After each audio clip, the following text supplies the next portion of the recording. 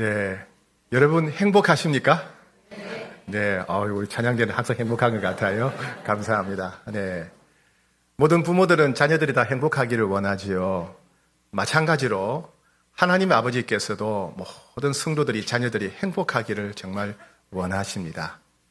그런데 우리 주변에는 우리의 행복을 빼앗아가는 먹구름과 같은 것들이 참 많습니다. 사고가 나기도 하고 또 질병이 생기기도 하고 때로는 경제적인 어려움이 생기기도 하고 때로는 관계 속에 대인 관계 속에 주변 사람들과 갈등이 일어나기도 하고 그래서 우리 속에 있는 행복을 갉아먹고 빼앗아 먹어버립니다. 오늘은 기쁨에 관한 말씀입니다. 요한복음 13장부터 16장까지는 예수님이 최후로 하신 설교입니다. 예수님께서 마지막 목요일 날 성찬식 그리고 세족식을 하시고 그리고 설교를 하셨지요. 그 내용이 13장부터 16장인데 예수님의 최후 설교입니다. 몇 시간 뒤에 예수님은 체포당하시고 다음날 오전 9시에 십자가에 달리시게 되는데 그래서 이 설교는 예수님의 최후 설교, 고별 설교 혹은 유언과 같은 설교, 유언적 설교라고도 할 수 있겠습니다. 당시에 예수님의 제자들은 분위기를 볼 때 어쩌면 예수님이 체포당하실지도 모르겠다 또 혹은 살해당하실지도 모르겠다라고 하는 불안감, 두려움이 가득했습니다. 그런데 예수님께서 제자들에게 그러나 너희는 기뻐하게 될 것이고 너희들의 기쁨을 누구도 빼앗아 갈 수 없을 것이다. 이런 말씀을 주셨습니다. 오늘 이 약속은 동일하게 우리들에게도 주시는 주님의 약속입니다. 우리 주님이 주시는 기쁨을 어느 누구도 빼앗아 갈 수가 없습니다. 오늘은 예수님이 주시는 성령님이 주시는 세 가지 형태의 기쁨을 함께 살펴보고 우리에게 주신 기쁨을 누리기로 결단하는 시간 되었으면 좋겠습니다. 첫 번째 기쁨은 너희가 나로 인해 기뻐할 것이다. 즉 예수님으로 인한 기쁨이 제자들 안에 그리스도인 안에 성도 안에 있다라고 말씀하셨습니다. 자, 22절 말씀 같이 받들어 읽겠습니다. 22절 시작. 지금은 너희가 근심하나 내가 다시 너희를 보리니 너희 마음이 기쁠 것이요 너희 기쁨을 빼앗을 자가 없으리라. 예수님은 제자들이 지금 불안해하고 두려워하고 근심하고 있지만은 그러나 예수님이 부활하시게 되면 부활하신 예수님 때문에 너희 안에 기쁨이 가득하게 될 것이다. 그런 말씀입니다. 즉 예수님으로 인한 기쁨이 너희 안에 가득하게 될 것이다. 그렇다면 우리 안에도 지금 21세기를 살아가는 우리 안에도 예수님이 인한 기쁨이 가득할 수 있다는 약속의 말씀입니다. 예수님은 하늘의 영광을 버리고 이 땅에 오셨습니다. 예수님은 나를 위해서, 우리를 위해서 모든 걸 버리고 오셨습니다.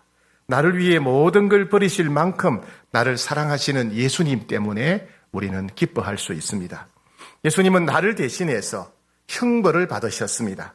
누가 나를 위해 대신해서 영원한 지옥 형벌을 대신 받을 수 있겠습니까? 오직 예수님만이 그렇게 하셨죠. 예수님은 나를 위해서 지옥 형벌을 대신 받으실 만큼 나를 사랑하십니다. 그래서 그 예수님 때문에 우리는 기뻐할 수가 있습니다.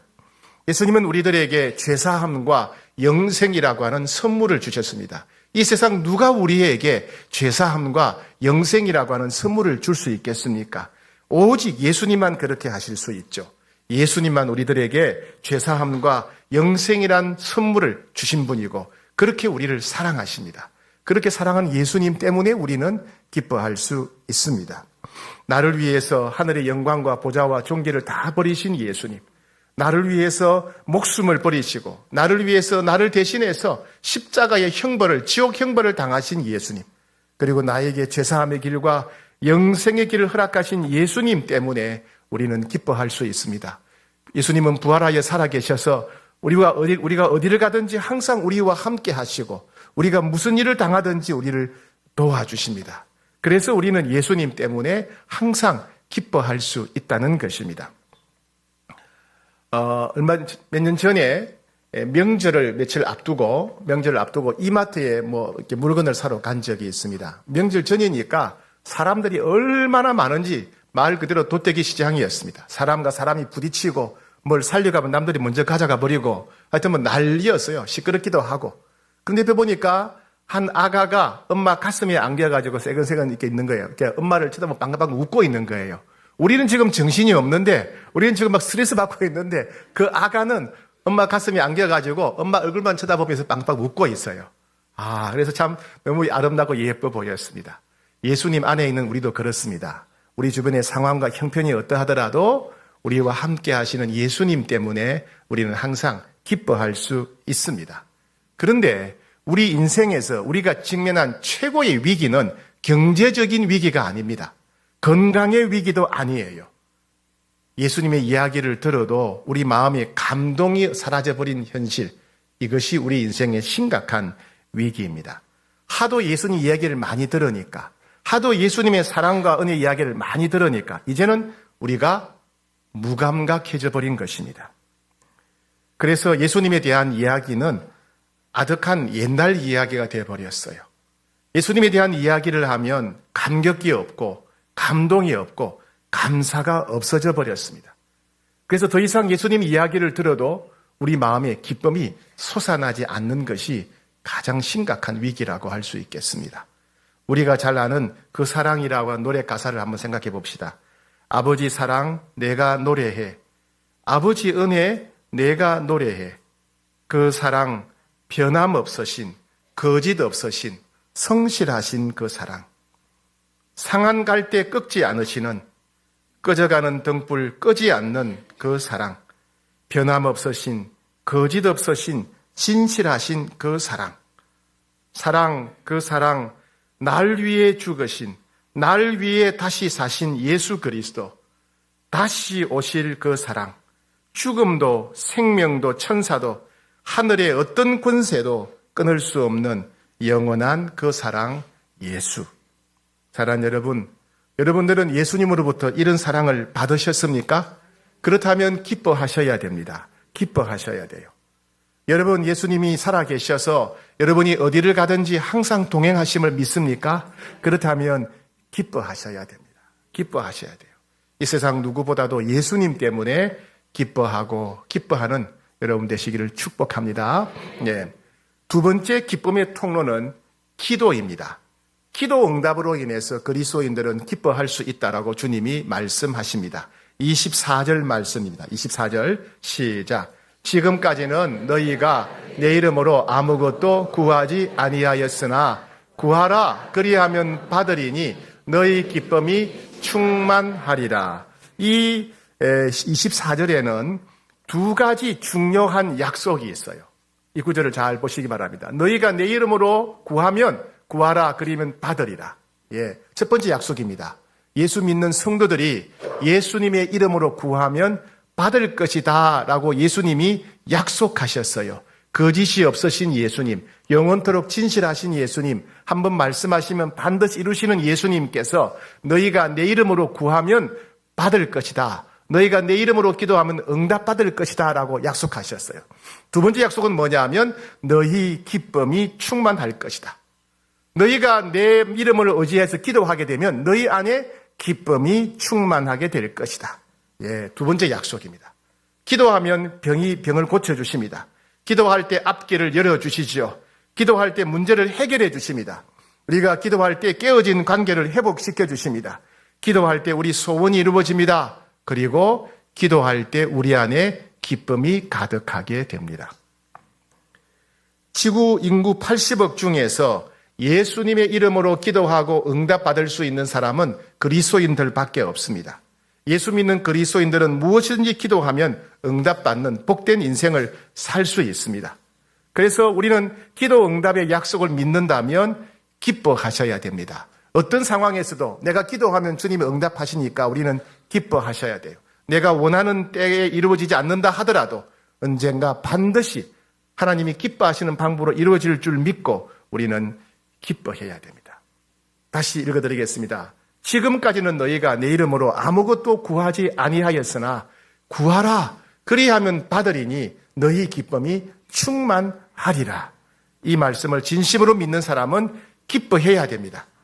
이 말씀을 하나님의 약속으로 믿는 사람은 반드시 기뻐해야 됩니다. 우리가 많이 불렀던 찬송이 있지요. 기도할 수 있는데 왜 걱정하십니까? 기도하면서 왜 염려하십니까?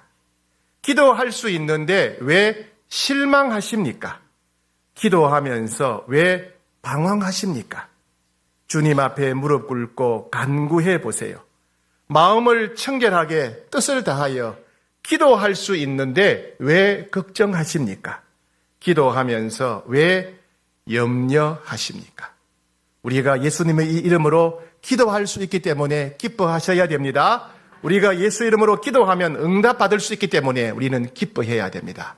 그래서 예수의 이름으로 기도하는 사람은 기쁨이 가득하게 된다는 말씀입니다. 세 번째 우리 그리스도인의 기쁨은 성령님께서 주시는 기쁨입니다. 세상 사람들은 10번, 100번 죽었다 깨어나도 도저히 이해할 수 없는 기쁨이 바로 성령님이 주시는 기쁨입니다. 성령님께서, 살아계신 성령님께서 우리의 환경과 상관없이 우리 마음 안에 기쁨을 부어주시는 것입니다. 성령님은 우리들에게 무엇이 옳고 그른지를 가르쳐 주세요. 하나님의 마음과 뜻이 무엇인지를 가르쳐 주십니다. 그리고 성령님은 우리 마음에 새로운 마음을 주세요. 어떤 때는 용서하는 마음을 주시고, 어떤 때는 오래 참는 마음을 주시고, 어떤 때는 사랑할 수 있는 마음을 주시고, 어떤 때는 온유한 마음을 주시고, 어떤 때는 마음의 평강을 부어주시고, 어떤 때는 우리 안에 기쁨을 부어주십니다. 성령 받은 사람의 첫 번째 표적은 바로 기쁨이 충만하다는 것입니다. 사도 바울이 빌립보에서 억울한 누명을 쓰고 감옥에 갇혔습니다. 재판도 없이 억울한 누명을 써서 감옥에 갇혔어요. 몽둥이로 매질로 온몸이 찢기고 엉망진창이 되어버렸습니다. 그 절망적 그 끔찍한 상황에서 성령께서 그들에게 기쁨을 주시자 그들은 찬송하기 시작했습니다. 성령님은 우리가 감옥 밖에 있을 때나 감옥 안에 있을 때나 우리 마음에 기쁨을 주시는 분입니다. 우리는 그 기쁨으로 인해서 기뻐하게 됩니다. 바울은 이렇게 말했습니다. 로마서 14장 17절에서 하나님의 나라는 먹는 것과 마시는 것이 아니요 오직 성령 안에 있는 의와 평강과 희락이다. 하나님 나라는 희락이다. 희락이 뭐죠? 기쁨이다. 하나님 나라는 기쁨이라는 거예요. 먹을 게 있든지 없든지 하나님 나라는 평강이다. 기쁨이다라는 겁니다. 감옥 밖에 있든지 감옥 안에 있든지 하나님 나라가 이루어지면 우리는 기뻐할 수 있다. 그런 말씀입니다. 제가 늦게 퇴근을 하고 이제 집에 가려고 하는데 우리 카페 하품에 불이 켜져 있는 거예요. 밤 10시 넘었는데 그래서 이 시간에 누가 있을까 싶어서 보니까 사람들이 막 한쪽에 모여 있어요. 그래서 문을 열고 들어가 보니까 사랑방 모임을 하고 있대요. 다들 얼굴이 너무 환하게 빛이 나요. 정구보다 더 얼굴이 빛나는 거예요. 이 사람들 뭘 하고 있나 보니까 은혜 나눔을 하는 거예요. 은혜 나눔. 예. 그 안에 성령께서 역사하시니까 다들 얼굴이 환한 거예요. 그래서 제가 돌아서서 가는데 그들의 환한 기쁨이 제 안에도 새로 생겨났다는 사실을 알게 되었어요. 그 기쁨이 제게 전염이 된 겁니다. 이와 같이 성령이 역사하시면 기쁨이 가득하게 됩니다. 사랑하는 여러분, 우리는 예수님 때문에 기뻐할 수 있습니다. 우리는 예수 이름으로 기도하고 응답받기 때문에 기도할 수 있습니다. 그리고 우리는 어떤 상황에 있든지 간에 성령님께서 기쁨의 단비를 내려주시기 때문에 우리는 상황과 상관없이 기뻐할 수 있습니다. 그래서 사도 바울은 이렇게 말했습니다. 빌립보서 4장 4절에서 주 안에서 항상 기뻐하라. 내가 다시 말하노니 기뻐하라. 예수님 때문에 주 안에서 항상 기뻐하라. 예수님 이름으로 기도하고 응답받으니까 주 안에서 항상 기뻐하라. 성령께서 기쁨을 주시니까 주 안에서 항상 기뻐하라. 내가 다시 말하노니 기뻐하라. 데살로니가전서 5장 16절에서 항상 기뻐하라. 왜요? 예수님 때문에 항상 기뻐하라. 예수님 이름으로 기도하면 응답받으니까 항상 기뻐하라. 성령께서 기쁨을 주시니까 항상 기뻐하라. 그런 말씀입니다. 요즘 여러분 건강 보조제 많이 드시지요? 각종 비타민도 드시고 미네랄 효소도 드시고 그죠? 얘기 안 하시는 거예요? 뭐 제가 빼앗아갈 것 같으세요? 아이고 예, 아유 그게 아까워가지고 감추고 계세요. 예, 다들 약 드시지요? 예, 그래요. 우리 솔직하게 얘기하셔야지 뭘 제가 뺏어가겠어요. 예. 근데 아무리 좋은 음식, 아무리 명약을 먹어도요 마음에 근심이 있으면 뼈가 마르게 됩니다. 뼈가 마르게 돼요. 예. 아무리 좋은 음식, 명약을 먹어도 마음에 분노나 슬픔이 있으면요, 혈관이 막힙니다. 혈관이. 예. 혈관이 막혀요. 가장 좋은 건강식품, 최고의 명약을 소개해 드릴까요? 그것은 기쁨입니다. 기쁨. 네. 마음에 기쁨이 가득하면 근심이 사라집니다. 마음에 기쁨이 가득하면 분노가 사라집니다. 마음에 기쁨이 가득하면 슬픔, 근심, 걱정이 사라지는 거예요. 그래서 마음에 기쁨이 가득하면 마음이 건강해질 뿐 아니라 몸도 건강해지는 겁니다. 그리고 마음에 기쁨이 가득하면 얼굴도 빛납니다. 마음에 기쁨이 가득하면 더 예뻐져요. 최고의 미용 기술, 마음에 기쁨이 가득해지는 것입니다. 그래서 최고로 좋은 건강식품, 최고의 명약은 뭐다? 기쁨입니다. 기쁨.